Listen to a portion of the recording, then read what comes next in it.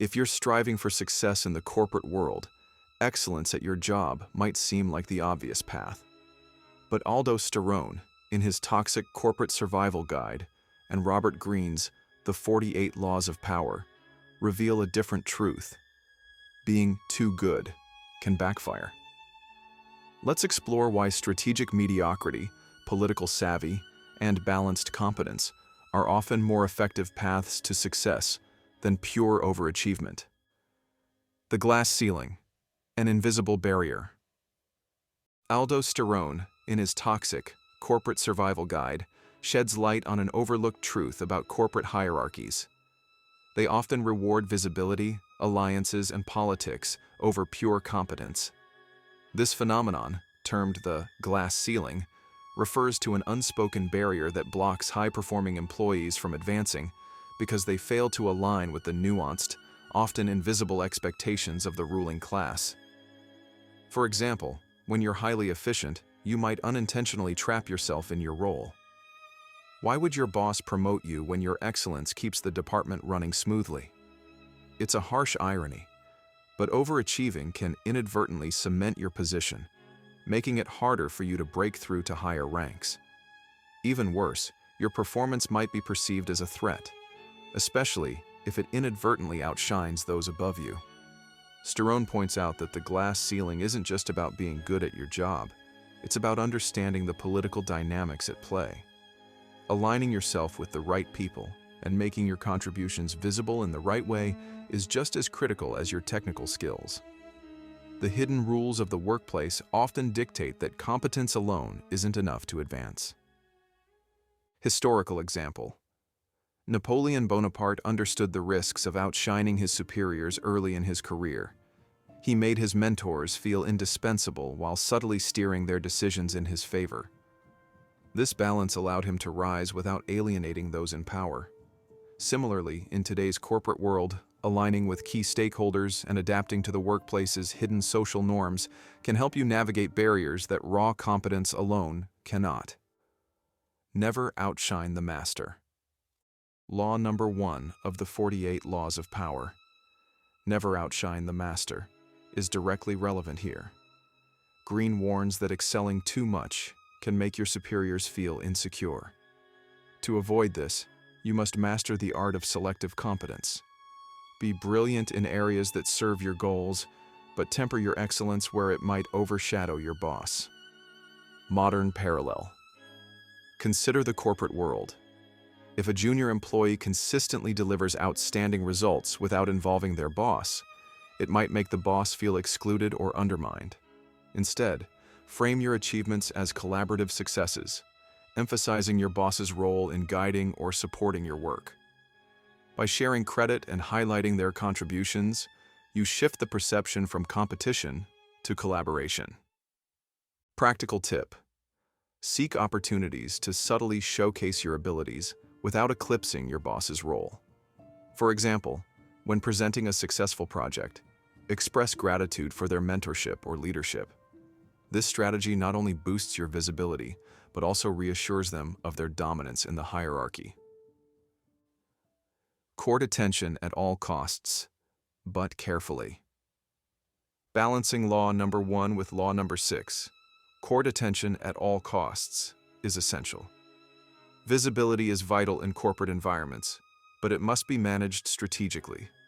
Drawing attention to your work without overshadowing your superiors is a delicate dance. Practical application. Highlight your contributions subtly. For example, share credit generously in meetings, attributing your success to team efforts or guidance from leadership. This not only showcases your competence, but also reassures your boss that their position remains secure. Historical example. Henry Kissinger, during his tenure as U.S. Secretary of State, was a master of courting attention without overstepping boundaries. He let others take the spotlight when it served his interests, while ensuring he maintained influence over critical decisions. Kissinger's approach exemplifies the balance between visibility and deference. Practical strategy. Identify key moments where your contributions will be most visible and impactful. Then, Frame those contributions in a way that uplifts others, ensuring you're seen as both competent and collaborative. The danger of being indispensable. Another pitfall of overachieving is becoming indispensable. While it might seem advantageous, being the go-to person can trap you in your current role. Why would a company promote you if they can't afford to lose your expertise in a specific area? Solution: delegate effectively and mentor colleagues. This not only reduces your indispensability, but also positions you as a leader, paving the way for upward mobility. By building a strong team and sharing knowledge, you demonstrate leadership qualities that are often prerequisites for promotion. Practical application. Regularly evaluate which of your responsibilities can be shared or delegated. Empowering others not only lightens your workload, but also showcases your ability to manage and develop talent. Key traits for higher roles. Make your achievements seem effortless. Law number 30 of the 48 Laws of Power. Make your achievements seem effortless. Adds another layer of strategy. When your successes appear natural and unforced, you create an aura of competence that attracts admiration without triggering envy. Practical application. Avoid drawing attention to the hard work or challenges behind your accomplishments. Instead, focus on presenting results as the product of your innate skill and confidence. This approach not only enhances your image, but also reduces the likelihood of others viewing you as a threat. Historical parallel. Michelangelo, when asked about the difficulty of sculpting the David, famously replied, "It's easy. You just chip away the stone that doesn't look like David." This nonchalant response masked the years of labor and expertise behind the masterpiece, reinforcing his genius without alienating others. Similarly, in corporate environments, presenting your achievements as effortless can elevate your stature while avoiding unnecessary tension. Practical tip. When discussing your achievements, focus on the outcomes rather than the process. Let your results speak for themselves, creating an impression of effortless competence that enhances your professional image. The art of selective competence. Selective competence is the strategic choice to excel in areas that align with your goals while maintaining an average performance in less critical aspects of your role. This approach prevents you from becoming a threat to your superiors while ensuring your value remains undeniable. Historical example. Henry Kissinger exemplified selective competence. He let others shine in areas where it served his goals while ensuring his influence remained dominant in critical decisions.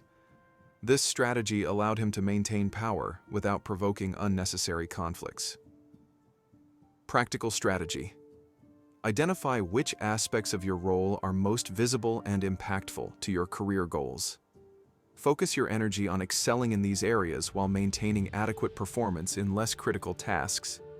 This balance allows you to stand out without drawing undue attention.